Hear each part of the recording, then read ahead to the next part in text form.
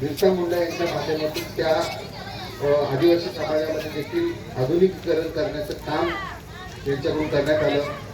1900 सालामध्ये काहीतरी जेलमध्ये इंग्रजांनी त्यांना टाकलं, त्याच्यामध्ये त्यांचा मृत्यू झाला. आपल्याला सांगायला एक कौतुक वाटेल की वयाच्या फक्त 25व्या वर्षी त्यांचं निधन झालं होतं. म्हणजे तुम्ही विचार करा की त्यांचं एवढं कर्तृत्व आहे. मी आज इथे येताना रस्त्यामध्ये त्यांच्याबद्दलच वाचत आलं तर मी इतकं झालं की 25 वर्षाचा आदिवासी तरुण आणि झारखंड सारख्या एका आदिवासी भागामध्ये जन्मलेला आणि त्यांनी इंग्रजांच्या विरुद्ध आदिवासी समाजाला न्याय हक्क मिळवून देण्यासाठी एवढे प्रयत्न केले.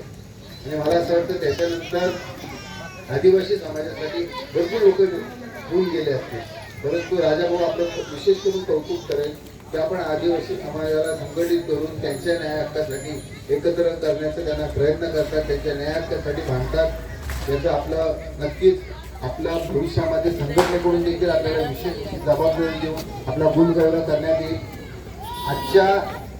आज विशेष करून आपला आभार मानेल की आपला पक्षप्रवेश साक्षात पक्षप्रमुख उद्धव साहेबांच्या हस्ते झालेला आहे.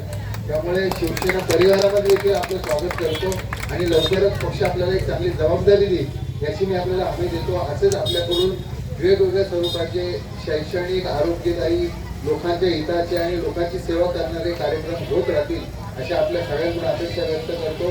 आजच्या निमित्ताने जो कार्यक्रम आयोजित केलेला आहे त्याच्याबद्दल सगळ्यांना शुभेच्छा व्यक्त करून इथे थांबतो. जय हिंद, जय महाराष्ट्र.